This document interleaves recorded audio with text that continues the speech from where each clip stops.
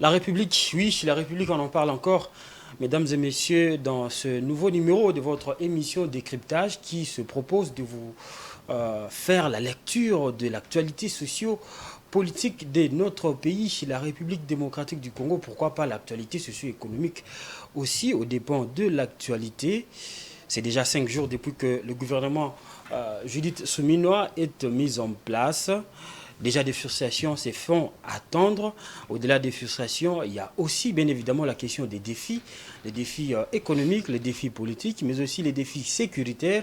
À quoi doit-on s'attendre avec ce gouvernement de 54 membres, bien évidemment, qui est comparativement au gouvernement Samalu Konde 2 qui avait 57 membres pour discuter ou parler de tous ces sujets. Je suis ici sur ce plateau avec monsieur Mike Kibaka, qui je dis bonsoir. Bonsoir, cher fiston. C'est un grand plaisir pour moi de revenir encore dans votre plateau. C'est un honneur pour moi parce que votre chaîne, c'est une chaîne que ces derniers temps, les Congolais aiment suivre parce que vous parlez plus de l'économie. Justement. Ça, c'est dans des pays sérieux, le débat comme ça, ce sont des débats économiques pour le développement d'un pays.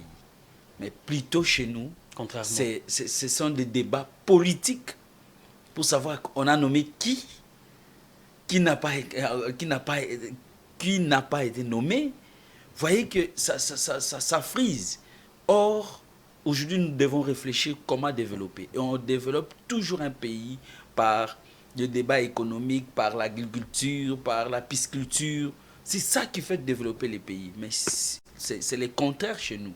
C'est pourquoi je salue tous les téléspectateurs qui auront l'occasion de nous suivre.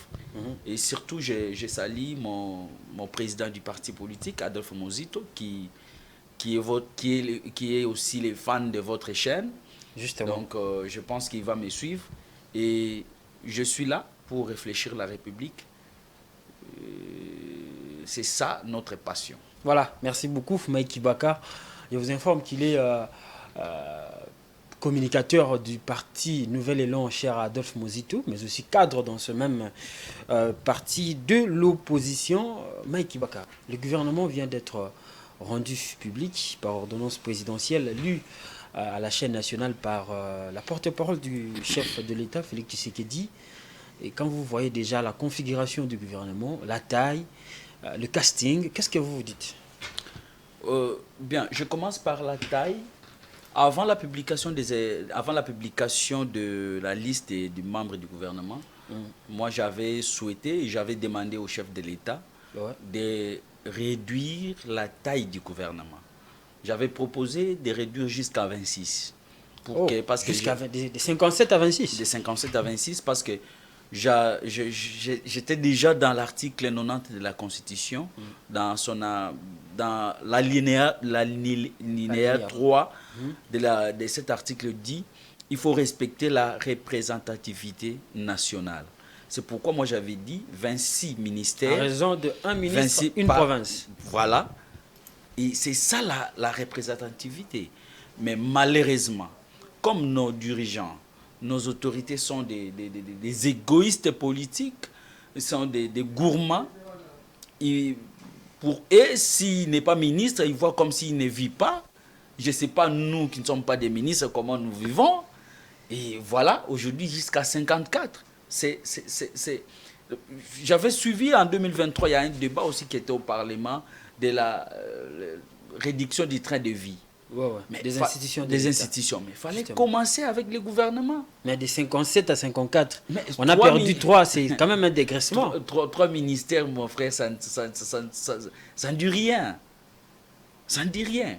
Aujourd'hui, bon, entre guillemets, on dit un ministre touche 50 000 $. Prenez 50 000 $ fois 54. Ça, c'est par exemple, c'est pas vrai. Non, je dis au conditionnel. Je dis au conditionnel. C'est pourquoi moi j'avais souhaité descendre jusqu'en 26 pour respecter la représentativité. Mais aujourd'hui, on n'a pas respecté ça. Les chefs de l'État n'ont pas écouté. Et voilà des frustrations. Justement, j'en ai parlé dans mon introduction. Voilà des frustrations, oui. Est-ce que ce gouvernement part déjà avec des frustrations? Mais le gouvernement la province de Maniema n'est pas représentée, il y a aussi des regroupements politiques qui ne sont pas Ce n'est représentés. pas seulement la province d'Imaniema, il y a la province aussi de Kinshasa. À Kinshasa, nous sommes Il y a, tous il y a, des... il y a, il y a, il comme y a on le dit, Kwango. des Baouta, Bisson Sotoya Goya. Non, mais pour les Anastati, il y a la province. Il y a le Kwango, il y a le Maïndombe. Oh, le Kwango Donc, aussi n'est pas dans le Non. gouvernement. Donc c'est pourquoi je vous dis ici qu'il y a des frustrations. Les gouvernements soumis est né, comment je peux dire, est né par césarienne, mais je ne crois pas que ce gouvernement va prendre beaucoup de temps. Par césarienne, Parce comment que- ça? Mais vous avez, ils ont pris beaucoup de temps, plus de 5 mois, que les Congolais attendaient. Mais il y a la misère en RDC, messieurs fistons. Ici à Kinshasa, pour les problèmes des transports, quand on demandait, on dit non, on attend les gouvernements. On a attendu les gouvernements plus de 5 mois. Et maintenant, nous avons les gouvernements. Et il y a des frustrations. Il y a des députés déjà qui sont en train de s'organiser pour une pétition. Voilà comment On les a gouvernements déjà dit que c'est une forme de bluff. Il n'y aura pas cette pétition-là. Oui, il n'y aura pas. Moi je suis d'ailleurs, je suis d'accord, je suis pour que les députés ne font pas d'une pétition. Mais déjà avec des frustrations comme ça dit déjà quelque chose. J'ai suivi M. Lézère qui disait « Je veux faire mon travail comme il faut ». Donc, M. Lézère a dit aux Congolais que les 5 ans passés, il n'avait pas fait le travail. Il faisait par complaisance et cette fois-ci, parce qu'il n'est pas ministre, il va faire le travail comme il faut. C'est ça qui est en train d'inquiéter les Congolais, M. Fiston. Donc, vous voyez que le gouvernement soumis sera menacé par ceux qui ne sont pas nommés ministres. Et je me demande, nous sommes, la RDC a plus de 450 ethnies. Oui, justement. Maintenant, si on pensait qu'on peut donner chaque ethnie le ministère, ou on peut donner chaque territoire, mais si on n'arriverait ou pas, chaque secteur, si on n'arriverait pas à donner aux ethnies, quand même, on peut quand même satisfaire 26 provinces. C'est aussi. C'est ça. C'est pourquoi je vous avais dit que j'avais proposé de s'enregistrer à 26. Mais malheureusement que le chef de l'État, et bon, comme et même les gens de l'Union sacrée disent, il est très mal entouré. Je ne sais pas si réellement il est mal entouré, mais moi je ne crois pas. C'est ça qui pose problème, M. Fiston. Nous voulons aujourd'hui qu'on puisse avoir une gestion correcte. Mais pour avoir une gestion correcte, il faut des gens capables. Il faut la technicité. Mais aujourd'hui, avec des ministres qu'on a nommés, moi je ne crois pas que le gouvernement soumis va donner les maires d'eux-mêmes. Parce que en regardant des ministres régaliennes, en regardant l'augmentation des VPM. Il y a aujourd'hui 6 VPM. Ouais, ouais. Pourquoi tout ça? Mais ça n'empêche pas. Pour ça, c'est la quantité, ça ne peut pas déranger la qualité du travail. Mais la qualité, oui. Mais un ministre, c'est un coordonnateur. Justement. C'est un coordonnateur. Mais si, dans le gouvernement passé, le président de la République avait dit l'exécutif a un problème de coordination. Ça veut dire qu'il mettait en cause... Il a dit ça. Oui, il avait dit ça. Il mettait en cause que le premier ministre sortant, c'est Sama Lukonde. Maintenant, dans chaque ministère qu'on a nommé, est-ce que ces gens-là seront capables? Il y a des changements qu'on a fait. Je prends l'exemple des ministres comme Didier Boudimbo. Il était aux hydrocarbures. Vous avez vu comment ce secteur est en désordre. En désordre total, mais aujourd'hui on l'a déplacé pour l'amener au sport. Est-ce que vous pensez qu'il va donner quelque chose? Qu'est-ce qui va manquer pour donner aux hydrocarbures? Alors vous, même déjà, Jean-Pierre Bemba. Au niveau de l'opposition, c'est frustration. Non, moi ici je n'analyse pas pour l'opposition, moi j'analyse en tant que Congolais. Mais c'est votre position, il faut l'assumer quand même. Mais je ne refuse pas, moi je fais l'opposition républicaine. Là où ils ont fait, par exemple, là où on a nommé Daniel Mokoko Samba. J'apprécie. Au ministère de l'économie. Je sais qu'il va amener quelque chose parce que c'est un technicien. Là où on a nommé le ministre des Finances, celui qui était à la DGRAD. Doudou Fouamba. J'apprécie. Je sais qu'il peut amener quelque chose. Nous sommes en train d'analyser, M. Fiston. Et budget aussi, il y a Aimé Bodji Sangara qui peut... Bodji était déjà là. Moi, je ne pense pas que Bodji va donner encore ce qu'il n'a pas donné. On dit qu'une belle femme donne ce qu'elle a. Il peut donner ce qu'elle a, ouais. Voilà. Bodji a déjà nous montré qu'est-ce qu'il peut donner. Mais en 3 ans, il ne peut pas donner tout quand même. Mais vous voulez... Regarde, monsieur Fiston, dans des postes politiques, on peut vous nommer en 6 heures, il faut penser déjà qu'à 17 heures, on peut vous enlever. Donc, l'espace là qu'on vous a donné, il faut donner les meilleurs de vous-même. Au maximum. Il ne faut pas attendre de faire 5 ans, 10 ans. Et surtout avec le climat de la RDC. Vous pensez que le ministre peut faire... Bon, il faut être Jean-Lucien Boussa pour faire 13 ans, 14 ans au ministère. Mais sinon, il faut déjà, quand on vous nomme, il faut déjà penser qu'on peut, on peut me remplacer. Mais on a vu aussi parmi les membres du gouvernement et membres de l'opposition, Constant Moutamba, qui est bien évidemment dans le gouvernement. On va dire que le chef de l'État a aussi une oreille par rapport aux desiderata de l'opposition. Bon, d'ailleurs, je souhaite à Constant Moutamba bonne chance. À la justice. À la justice, qu'il puisse bien travailler pour la République.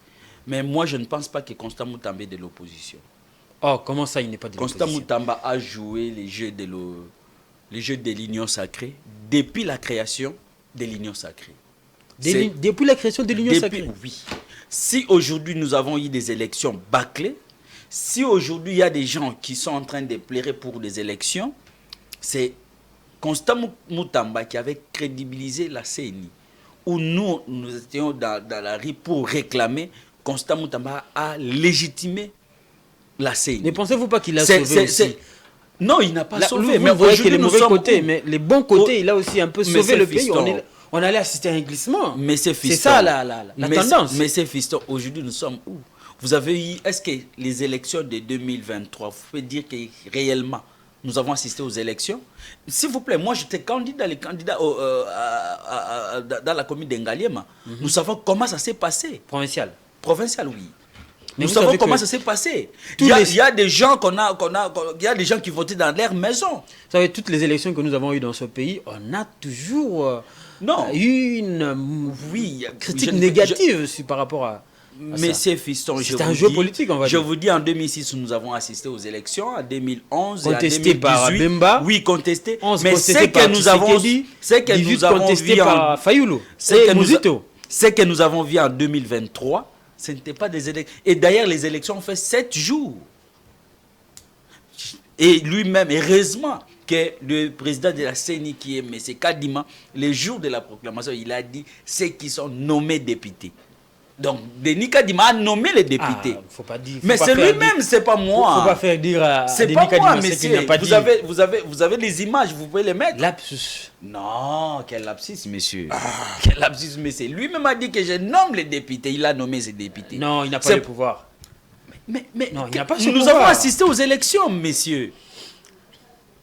Je vous dis, moi j'étais candidat. Je sais comment ça s'est passé. J'étais dehors jusqu'à minuit. Je vis des choses, messieurs. C'est une question de la base, c'est une question de... Voilà, il faut être élu par la population. Vous pensez la dame comme la dame Akassia à Lukunga, on lui a voté? Pourquoi pas? D'abord, il n'a pas fait même la campagne. Mais il avait une équipe qui battait. Quelle équipe? Je vous dis, nous ne sommes pas là pour faire le débat des élections, mais justement, les élections que nous avons assistées en 2023, ce n'étaient pas des élections. Donc, pour dire que Constant Moutamba avait joué déjà le jeu depuis 2022, et voilà maintenant, le chef de l'État l'a récompensé, c'est fini. Mais moi je dis, Constant Moutamba, même s'il a joué le jeu, en tant que patriote, je lui souhaite bonne chance et qu'il puisse travailler pour l'intérêt général, parce que le chef de l'État a dit que la justice est malade, et lui est à la tête de la justice, il peut faire quelque chose pour guérir la justice. Voilà ce que je peux dire pour Constant Moutamba. Voilà, nous sommes sur ce plateau, je vous rappelle, avec Mike Kibaka, il est cadre et communicateur du parti politique Nouvel Élan, cher à Adolphe Mouzito. Est-ce que quand vous voyez ce gouvernement, quels sont les défis qui s'imposent à lui pour l'intérêt de la nation? Est-ce qu'il y a vraiment des priorités que vous pensez que ça peut être des priorités pour ce gouvernement? Monsieur Fiston, je vais vous dire, d'ailleurs, si vous avez suivi pendant la période de campagne, Adolphe Mouzito, au collège Boboto, nous avons présenté notre programme et nous avons dit que dans notre programme, il y avait des priorités. Les priorités de la sécurité des Congolais. Nous avons mis en place des réformes pour notre sécurité. Comment améliorer notre sécurité. Et nous avons demandé, et encore la priorité, c'était sur il faut qu'on puisse investir sur l'agriculture.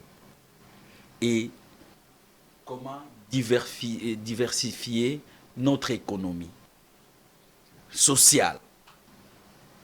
Ça, ce sont des priorités. Et jusqu'aujourd'hui, moi je ne vois pas, c'est pourquoi. Pendant la période de campagne aussi, nous, des Nouvelles Élangues, personnellement, moi, je disais que l'Union sacrée, c'est un ensemble vide. Donc, il y a des gens qui sont rassemblés. Une organisation qui fait des choses, qui met en place des institutions. L'Assemblée nationale est là, le gouvernement est là. Demain, nous allons avoir un Sénat. Et vous dites que c'est vide. Je vous dis, c'est un ensemble vide. Comment ça? C'est pourquoi vous voyez des frustrations au sein de l'Union sacrée. Parce que dans un pays normal, si des partis politiques s'organisent comme ça... Dans une plateforme normale ou bien dans un pays normal? Dans un pays normal. Ok. Si des partis politiques s'organisent pour conquérir des pouvoirs ou pour garder les pouvoirs, ils s'organisent autour d'une chose. C'est quoi la chose? Donc la chose, c'est les programmes. Aujourd'hui, quand Judith Souminoua nous a présenté le gouvernement, d'abord, elle devrait nous présenter les programmes. Comment elle va diriger les pays. C'est ce qu'il va faire à l'Assemblée nationale. S'il vous plaît, pour nommer le ministre qu'il a nommé là, fallait d'abord des programmes et des priorités. Sur le plan économique, quelles sont les réformes que nous avons mises en place? Vous ne pensez pas que vous mettez un peu la charrue avant le bœuf? Non, mais avant de nommer, vous pensez à l'Assemblée nationale, on va présenter aux députés. Ça, c'est déjà un squelette déjà fait. Je ne sais pas si vous me comprenez. Je comprends bien. Donc, à l'Assemblée nationale, on va présenter seulement pour que les députés puissent jeter un coup d'œil pour désapprouver. Ouais. Donc, il faut les réformes que vous avez amenées sur le plan économique et vous regardez quel est le profil qui peut incarner ces réformes que vous avez mis en place. C'est pour cela que la procédure a pris plus de 5 mois. Justement pour chercher des oiseaux rares. Je ne crois pas, mais c'est fiston. Nous connaissons la RDC, comment ça fonctionne. Pardon? Vous connaissez la RDC, c'est population? Oui, nous connaissons comment ça fonctionne. C'était pour les positionnements politiques. Mais vous savez et jusqu'aujourd'hui, ça continue. Je sais que vous avez lu. Jusqu'aujourd'hui, ça continue. Vous avez lu cette liste. Le vendredi passé, vous avez vu comment l'Union sacrée s'est réunie là-bas. Oui, c'est la coalition majoritaire. Pourquoi ils sont réunis là-bas? Parce qu'ils ont peur, parce que les députés refusent d'investir le gouvernement. Pourquoi ils refusent d'investir le gouvernement? Parce qu'il y a des frustrés. Maniema qui n'est pas représenté. C'est pourquoi je vous dis que s'il y avait réellement des profils, comme je vous ai dit, sur le plan économique, sur le plan agricole, on cherche des profils. Et moi, je ne pense pas que nous devons arriver là où nous sommes. Vous avez dit... Ça, ce sont des résultats de l'ensemble vide qui est en train de suivre. Et je ne crois pas que Madame... Ce que Félix Tshisekedi a présenté le 20 janvier au Stade des Martyrs, avec les 6 piliers, c'est pas là aussi... Ça, ce sont des souhaits. Simplement. Ça, ce sont des souhaits. Mais ça commence là. Oui, ça commence là, mais il faut maintenant matérialiser. Et pour matérialiser, il faut maintenant... C'est ça le débat. C'est pourquoi, quand on a invité Adolphe Mozito pour l'informateur, la consultation, Adolphe Mozito l'a dit, bon, je suis venu pour qu'on puisse discuter sur la gestion du pays. Mais l'informateur, ce n'est pas lui qui gère le programme. C'est impossible. Comment vous pouvez demander à un informateur? Non, j'ai dit, il a déjà précisé, il a dit à l'informateur que non, je suis là, c'est pour regarder comment nous allons gérer les pays. Maintenant, c'est le problème au formateur. Mais le formateur, quand il est venu, elle avait compris qu'avec Adolphe Mozito, il ne peut pas accepter travailler sans discuter sur le programme. C'est pourquoi vous avez vu, il n'a pas invité Adolphe Mozito. Nous avons plus de 900 partis politiques. Et plus de 700 sont dans la majorité. Vous allez demander à tous les 700 partis politiques de venir avec leur programme? Non, mais il y a des regroupements politiques, M. Fiston. Il y a des regroupements politiques. Où il y a aussi des programmes, oui, mais des partis politiques dans ces regroupements. L'Union sacrée nous dit à chaque fois, il suit la vision du chef de l'État. Justement, voilà pourquoi je vous ai parlé du stade la vision du chef de l'État. Maintenant, c'est cette vision du chef de l'État qui devient le programme de gestion. Et qui ramène ce programme-là, c'est la première ministre qui est Judith Toulouka. C'est elle va faire. Je ne refuse pas. Mais pourquoi il y a des frustrations? Pourquoi il y a toujours des gens qui réclament que pourquoi on a nommé tel, pourquoi on n'a pas nommé tel? Pourquoi? Et vous ils sont toujours dans la même famille politique. Vous pensez que avec les 100 millions d'habitants que représente la RDC... Ah, 100 millions, ça c'est vous qui le dites. Ah, nous sommes à combien? Je ne sais pas. Oh, je ne sais pas, parce qu'aujourd'hui c'est plus difficile ou moins. de dire. Voilà, il faut aller dans des suppositions. Avec les plus ou moins 100 millions d'habitants que nous avons, vous pensez que tout le monde sera satisfait avec un gouvernement? Non, monsieur Fiston, j'ai commencé par là. J'ai dit nous sommes plus de 450 ethnies au Congo. Ça serait impossible de retrouver toutes les ethnies au sein du gouvernement. Ça serait impossible. Et je vous dis d'ailleurs, en 1960, quand Lumumba a présenté son gouvernement, il y avait toujours des frustrations. Ça ne manquera jamais. Voilà pourquoi. Ça serait des bonnes guerres en démocratie. Ça, je ne refuse pas. Ouais. Mais moi, je veux que ce qu'on a nommé, au moins qu'on puisse nous donner des profils qui peuvent donner espoir. Voilà, on arrive justement sur les profils. On va prendre par exemple le secteur économique. Nous avons des têtes comme Daniel Mkoko Samba. Nous avons des têtes comme Doudou Fwamba. Nous avons des têtes comme qui est encore Boji aussi. Aimé Boji Sangara. Et si on va même extrapoler dans d'autres secteurs, les hydrocarbures, nous avons aujourd'hui Molendo Sakombi. Est-ce que ces castings-là, pour ces secteurs économiques, ce n'est pas un casting qui peut aussi faire quelque chose? Je vous ai dit ici tantôt que j'ai espoir à Daniel Mukoko Samba, j'ai espoir à Doudou Fwamba. Boji, bon, j'ai pas vraiment beaucoup de confiance en lui, mais j'espère que les deux là peut apporter quelque chose. Mais dans toutes les réformes, messieurs Fiston, il y a un coût. Parce que d'abord, il y a ce qu'on appelle les péchés originaires dans notre pays. Quel est ce péché? Les péchés, tous les gens qui œuvrent dans les domaines économiques en RDC, surtout dans des institutions, ils travaillent plus sur la mobilisation. Sur quoi? Et moins sur des réformes. Parce que chaque réforme a un coût. Des réformes, par exemple, ici, en RDC, il n'y a pas un modèle économique. Quel est pour vous les réformes prioritaires? J'arrive, il n'y a pas un modèle économique en RDC. Et comment ça, il n'y a pas un modèle économique? Je ne sais pas, vous êtes journaliste, si vous connaissez un modèle en RDC de l'économie. Il n'y a pas un modèle économique. Ici, en RDC, l'économie est inversée, pour ne pas dire extravertie. Mais c'est normal pour tout pays. C'est ça notre modèle, qui est un modèle justement à décrire. Donc notre modèle c'est inversé. Juste, c'est pas inversé. Donc le modèle économique aujourd'hui en RDC c'est inversé, pour ne pas dire extraverti. Pourquoi j'ai dit ça? Pourquoi j'ai dit ça? Moi je veux que vous acceptiez. Quel est notre modèle? Un modèle économique. Quel est notre modèle? L'extraction de nos matières premières, par exemple. Pardon? L'extraction et l'exportation de nos matières premières. C'est ça notre modèle. Oh, donc voilà, donc je demande à Mukoko Daniel Samba et à Doudou Fwamba de travailler sur ça, de nous amener des réformes. Il faut dire aussi que ça ne dépend pas que d'eux, hein, c'est des gouvernements en général. Système. Oui, des gouvernements en général. C'est pourquoi le coup là, c'est le Premier ministre qui va chapeauter pour que cet argent puisse être disponible pour amener des réformes. Comme avec le ministère de l'économie. Il faut que le ministère de l'économie puisse amener des réformes, surtout sur la microéconomique. Ce qu'on a dit, les quatre agents de l'économie. Justement. Je parle là des ménages, l'État, l'entreprise et le reste du monde. De savoir des comportements de chaque agent. Les consommateurs aussi. Les ménages. Les consommateurs se trouvent dans le ménage. De savoir les comportements de chaque agent économique. Par exemple, quel est le comportement des ménages ici en RDC? Comment se comportent les consommateurs? Les consommateurs achètent où? Ils achètent à quel prix? Qui vend? Quel est le circuit économique en RDC? Vous pensez que tout ça, c'est pas connu? Mais monsieur, nous sommes avec vous en RDC. Sortez seulement ici dans le grand marché, vous allez voir comment. Est-ce que si on vous dit, est-ce que la politique des prix en RDC, ça existe? Mais il y a des inspecteurs au ministère de l'économie qui sont chargés pour suivre. Il y a une politique mais non appliquée.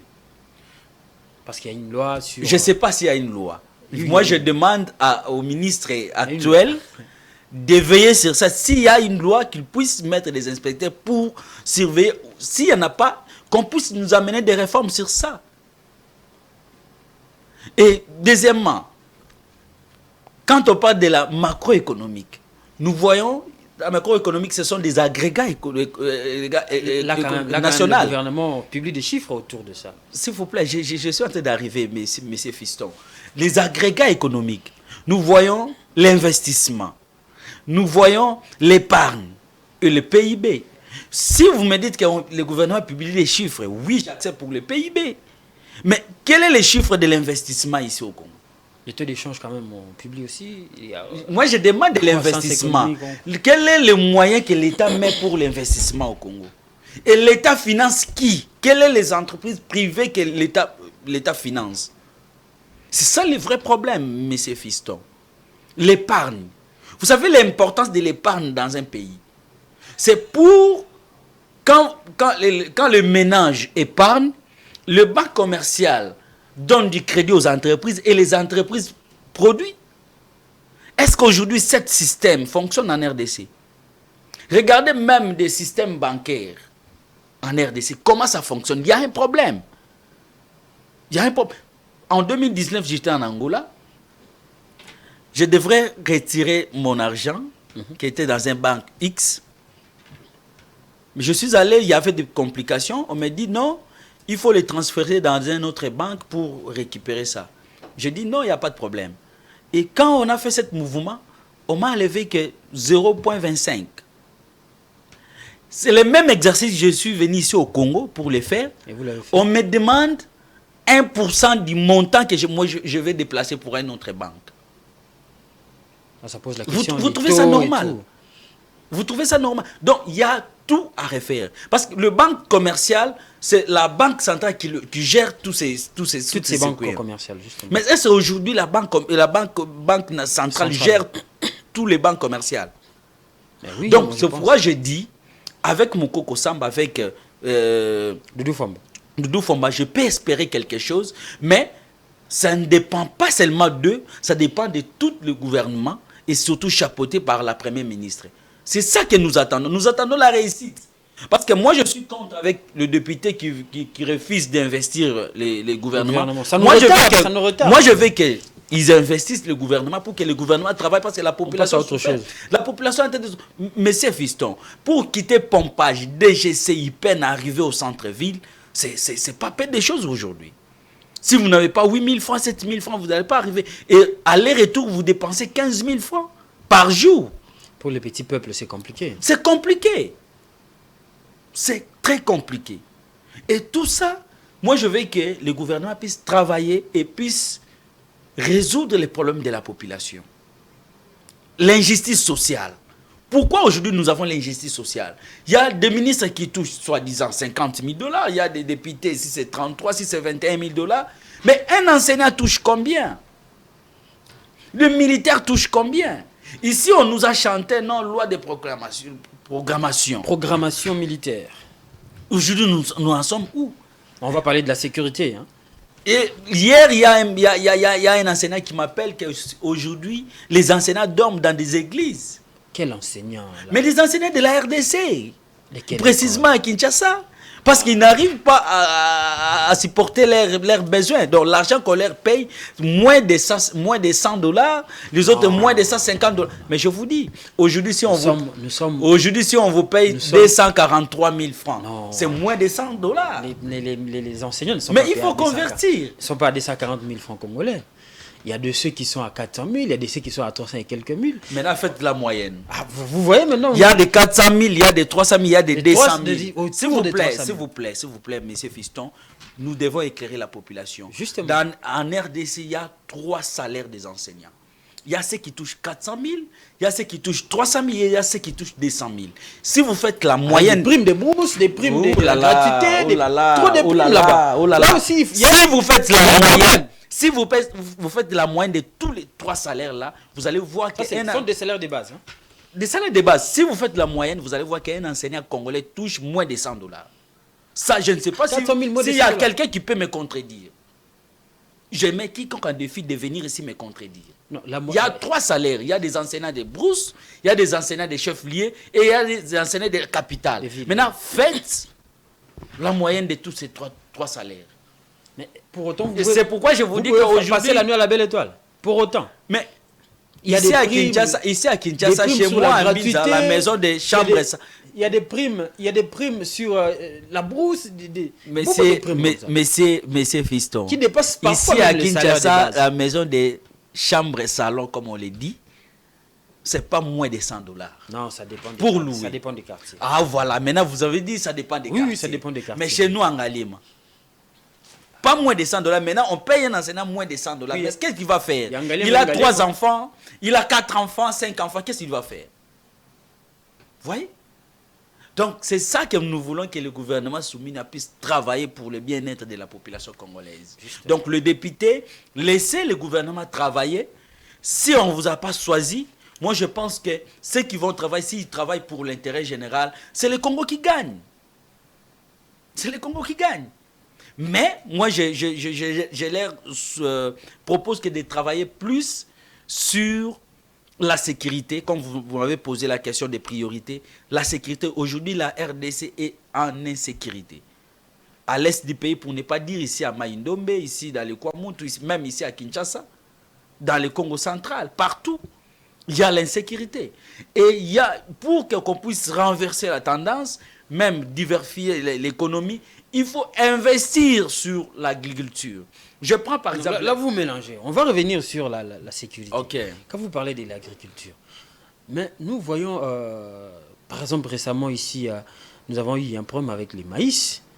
Et récemment ici, avec le conflit russo-ukrainien, on a eu des problèmes avec les blés. Qu'est-ce qui peut être fait? C'est pourquoi je disais, je ne prends pas l'exemple de toute la RDC, je prends seulement la ville-province de Kinshasa. La ville-province de Kinshasa a 10 000 km². Sur les 10 000 km², la ville-province de Kinshasa est habitée qu'à 2 000 km². Ça, c'est la doctrine Muzito? Non, ce n'est pas la doctrine Muzito. Même vous pouvez faire des recherches. Et Muzito, c'est un homme intègre. Quand il fait des recherches, il n'y a personne qui peut mettre ça en cause. Il n'y a personne qui peut mettre ça en cause. Ouais, des chiffres sont... Sur les 2000 et les 8000 km² est vide. C'est la commune de Maluku. Aujourd'hui, si même les gouverneurs de la ville-province de Kinshasa, ils peuvent faire que non, les 4000 km², je construis des logements sociaux et les 4 km², je fais l'agriculture. Et moi, je prends des produits qui ne durent que 3 mois, comme maïs, arachide, quoi encore? Bon, je prends des produits comme ça. Et vous savez, à 3 mois seulement, vous avez des maïs. Mais c'était quand Kamere disait qu'il est parti à Zambie, en Afrique d'ici pour chercher des maïs. Sincèrement, j'étais frié. Non, c'est justement pour répondre à une question conjoncturelle qui s'est imposée. Mais c'est fiston. Moi, je suis fiscaliste. On ne répond pas des besoins... Mais ça, c'est une question de la fiscalité aussi. Hein? Non, non. Je voulais vous donner un petit principe là. On ne répond pas à la population dans des mesures conjoncturelles, mais on répond dans des mesures structurelles. Même quand on avait donné des réserves d'échange, on avait donné dans des banques, si c'est dans des banques comme... Mais moi, je me suis posé la question, on ne donne pas dans des banques commerciales, on donne cet argent aux banques centrales qui va financer les banques commerciales parce qu'ils sont... La banque commerciale, les banques centrales donnent de lignes aux banques commerciales. Et qui donnait aux banques commerciales? C'était pas la banque centrale? Je ne sais pas. Toyoka. Toyoka. Donc pour dire quoi? Aujourd'hui que la ville-province de Kinshasa peut investir dans la commune de Maluku à moins de 3 mois. Là, il faut avoir aussi des moyens, des ressources. Mais c'est ça que j'ai parlé ici de l'investissement. Il faut que la RDC puisse avoir aussi des banques d'investissement, des banques d'épargne, des banques de développement. Tout ça. Mais pour avoir tout ça, il faut que les gens réfléchissent. Il faut que les débats puissent se faire. C'est pourquoi je vous ai dit que l'Union sacrée, c'était ensemble vite. Est-ce qu'ils ont réfléchi sur ça? Parce que c'est ça que la population attend. Il y a un problème, M. Fiston. Il n'y a pas un programme, il n'y a pas un problème, mais il y a un programme à mettre en œuvre. Et ce programme sera présenté. Vous êtes aussi sans ignorer que ça sera Je ne présenté refuse pas, monsieur Fiston, je pense que nous représentation parlons même nationale. langage. Moi, je ne Justement. refuse pas que Mme Soumina ne va pas présenter le programme à l'Assemblée nationale. Il va présenter. Ouais. Mais moi, je voulais qu'avant de nommer ces gens-là, bon, je ne sais pas s'ils ont fait, mais vu les déclarations qui tombent de gauche à droite par l'Union sacrée, je vois qu'on n'a pas tenu compte de tout ça. Mais non, le problème c'est que vous êtes nommé ministre pour exécuter un programme déjà établi. Vous n'êtes pas proposé ou soit consulté ou contacté d'être nommé ministre pour que vous veniez. Je prends un exemple banal. Vous apportez votre programme. Je prends un exemple banal. Vous connaissez la ministre qu'on a mis en charge de la jeunesse? Oui, Vous la madame, connaissez? grâce à... comment on appelle déjà C'est ça, Noëlla Ainagato, ce qui est à Guinagato. Vous la connaissez? Mais elle était bourgmestre. Quel est son apport en tant que vice-bourgmestre d'Engaliema dans le compte de la jeunesse? Ça aux populations d'Engaliema de nous éclaircir. Mais moi je suis d'Engaliema. Vous voyez? Et je peux vous donner tant des exemples comme ça. Mais là, il n'était pas ministre de la jeunesse. Mais c'est C'est un Fiston. Mais c'est Fiston. S'en charger de la jeunesse. S'il vous plaît, mais c'est Fiston. Vous savez, pour nommer quelqu'un ministre, je vous ai dit ici que le ministre, c'est un coordonnateur. Mais tu dois exceller dans un domaine. Nécessairement. Tu dois être... Mais bien sûr. En France, pour qu'on te mette ministre de l'agriculture, on prend des fermiers. Celui qui a œuvré dans ce secteur, qui maîtrise le secteur. On ne peut pas prendre quelqu'un qui ne maîtrise pas le secteur, le mettre là-bas. Et ça va poser des problèmes. Voilà. Et cette dame, Noélie, c'est Noélie. Qu'est-ce qu'il va dire à la jeunesse congolaise? À Guinagato. Moi, je suis là.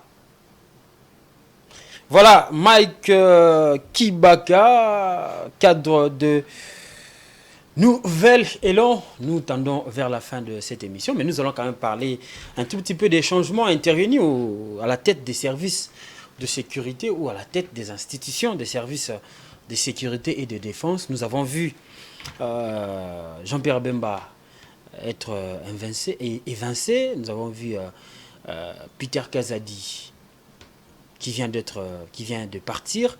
On a vu aussi récemment ici Daniel Loussadissou qui était au niveau de l'ANR et qui aujourd'hui a été remplacé par Izung Kakiak.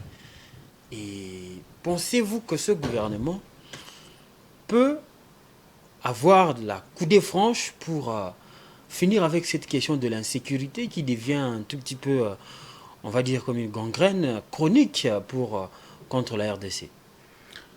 Bon, monsieur Fiston, moi je pense que les services de sécurité, c'est la clé de la République. Ouais. Quand j'avais vu cette aventure qu'on nous a présentée récemment, encore ici des coups d'État, je me suis dit, est-ce que nous nous sommes gérés, est-ce que nous sommes sécurisés? Même ici, mais nous sommes dans sécurisés. La capitale. Les assaillants ont été maîtrisés. Maîtrisés, oui. Arrêtés. Je ne refuse pas. Mais voilà les temps que ces assaillants ont pris. Ils sont allés chez Caméré, des Caméré jusqu'au palais de la Nation. Et cette léthargie d'agir, ça pose problème. Et moi, je pensais que le lundi, il y aura des démissions. Mais malheureusement, dans notre pays, il n'y a pas cette notion de démission. Mais, je commence par les services de l'ANR. Monsieur Fiston, c'est un service qui est même au-dessus des chefs de l'État. Ah, comment ça? Ça, je vous l'ai dit. Parce que c'est un service qui connaît tout le monde. Le commandant suprême. Bien sûr, c'est le service de l'ANR qui donne des rapports au commandant suprême. C'est pourquoi on dit que le commandant suprême, le chef de l'État, est la personne la mieux informée. Parce qu'il prend toujours des informations au service de sécurité. Et parmi les services de sécurité, il y a l'ANR. Mais nous avons vu comment... L'ANR a été surprise. Bien sûr, ce n'est pas seulement à Kinshasa, même à l'est du pays. Comment ces gens-là, les Rwandais, là, les militaires rwandais, entrent sans que l'ANR puisse savoir? Ils sont toujours surpris. Comment ça? les Mobondo ici. Mais nous, les jeunes qui sont en train d'analyser, qui sont en train de réfléchir pour la République, nous sommes chaque jour menacés dans des téléphones. Donc, pour dire que les services de ANR, tous les services avaient des problèmes. Moi, je suis d'accord du changement que les chefs de l'État venaient de faire. Et je souhaite qu'ils puissent continuer dans tous les services, même les services des MIAP et les services des GEM. Comment ces gens sont entrés ici? Ils sont entrés ici avec quel passeport? Donc, c'est pour plusieurs étrangers, hein. Les Américains. Comment ils sont arrivés ici? Ils sont venus par Congo central. Mais ils ont entré comment? Donc, normalement, les responsables des ANR, les responsables des services que je venais de citer ici, devraient dire aux Congolais comment ces gens-là ont entré ici en RDC. Et Jean-Pierre Bemba, vous avez dit on a déplacé Jean-Pierre Bemba. Oui, je suis aussi d'accord parce que Jean-Pierre Bemba a échoué au ministère de la Défense. Okay. La mission principale de Jean-Pierre Bemba était de récupérer Bunagana, de récupérer Kiwanja, de récupérer Sake. Et jusqu'à aujourd'hui, toutes ces localités, tous ces territoires, et entre les mains des M23. Non, les localités, pas les territoires. Mais Bunagana, c'est un territoire. Non, c'est une cité dans le territoire de Rutshuru. C'est toujours entre les mains des M23. Ça, c'est vrai. Et Peter Kazadi, comme ministre de l'Intérieur, mais pour ne pas aller loin, ici à Kinshasa, vous voyez les Koulouna, comment ils font rage. Non, il y a l'opération Panthère Noire. Qu'est-ce que cette opération a apporté, messieurs? Moi, je suis en tête. On a vu des centaines de jeunes rapatriés vers... Quand je regarde tout ça, vers Kanyama, je plaire le général Kanyama, l'esprit des morts. Mais il n'a pas aussi pour autant... Oui, mais il avait mis un peu de l'ordre. Il n'avait pas mis fin, mais il a mis un peu de l'ordre. Avec une opération qui est... Moi, à l'époque, j'étais à l'IEC. Je sais comment le monsieur là agissait. Il n'y avait plus de Koulouna ici à Kinshasa. Il s'est attiré la foudre des organisations des droits de l'homme ici. Mais les organisations des droits de l'homme, oui, je suis d'accord avec eux. Mais quand les Koulouna tuent, qu'est-ce qu'eux proposent? Parce que les Koulouna aussi tuent. J'ai un grand fois que les Koulouna avaient tué à Anjil. Donc, il y a un problème. Donc, voilà. Les services de sécurité en RDC, il y a un problème. Il faut vraiment, c'est pourquoi, comme je disais avant, il faut vraiment réformuler toutes les institutions. Toutes les institutions. Si M. Félix, dans le deuxième année, il veut réussir, moi, je lui propose de réformuler et de chercher aussi la technicité au lieu de chercher des personnalités politiques. Parce que si nous rentrons un peu même dans le gouvernement, le principe que Mme Soumine avait donné, on n'a pas suivi. Parce qu'on avait dit tous les chefs des partis politiques, des regroupements politiques ne vont pas travailler dans le gouvernement. Mais aujourd'hui, ils sont là. On avait dit, pour occuper un ministère... Il y a la peine Bemba et... Non, c'est pas, je peux vous citer plus de 5. Il y a Bemba, il y a Jean-Lucien Boussa, il y a Giné Paloukou, il y a celui qui était à Lucie, c'est qui était ministre de Lucie. Qu'il a Moïse mais non, lui il vient de chez Moïse à peine. Mais il a son parti politique. Il a si c'est 8 députés. De cette classe politique il a si c'est 8 députés. Mais les chefs du parti politique, mais c'est fiston. Non, on voyait les Bati Lukwebo, on voyait les caïmans. Donc pour dire que tout ça, des principes que Mme Soumine avait posés, ces principes n'ont pas été respectés. Voilà. C'est ça que nous déplorons. Mais nous souhaitons bonne chance au gouvernement souminois. Ouais. Moi, je pense que s'il travaille pour l'intérêt général, s'il travaille pour le bien-être de la population congolaise, là, tout le monde va applaudir. Mais s'il continue comme elle avait travaillé au ministère du Plan, là, nous serons déçus parce qu'au ministère du Plan, il y a un dossier de 145 territoires qui était un projet pour dribbler les Congolais. Dribbler les Congolais. Pour dribbler, il y a plus de 800 millions de dollars. On va en parler. Aujourd'hui, il n'y a pas des infrastructures. Là, vous ouvrez une autre brèche. On va parler, mais dans une autre émission, bien évidemment, parce que nous sommes arrivés à la fin de ce numéro de votre émission Décryptage. Mesdames et messieurs, nous avons été ici sur ce plateau avec Mike Kibaka, cadre de Nouvel Élan. Merci d'être passé. C'est à moi de vous remercier. Comment voyez-vous le Congo dans 5 prochaines années ici? Bref, 1 minute. Comment voyez-vous le Congo? Bon, ça fait rire. Ça fait rire parce que je suis en train de voir les désordres qui est au sommet de l'État. Je perds. Je perds, il n'y a pas de perspective, il n'y a pas l'organisation, il n'y a pas l'administration. Et pour chuter... vous êtes à l'extrême quand même. Non, je ne suis pas à l'extrême. Le jour que Macron est arrivé ici à Kinshasa, il a fait, quand il était avec notre chef de l'État, en conférence de presse, vous savez ce que Macron avait dit? Il dit à Félix Tshisekedi, vous êtes en train de nous accuser, mais depuis 1994, votre administration ne fonctionne pas. Vous ne parlez pas.